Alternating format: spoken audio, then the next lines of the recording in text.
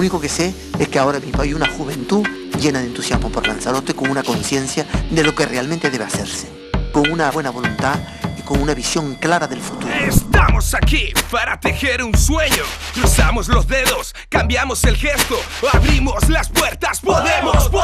Pintamos deseos, tocamos el cielo. ¿Y tú dónde? ¿Dónde estás? ¿Y tú dónde?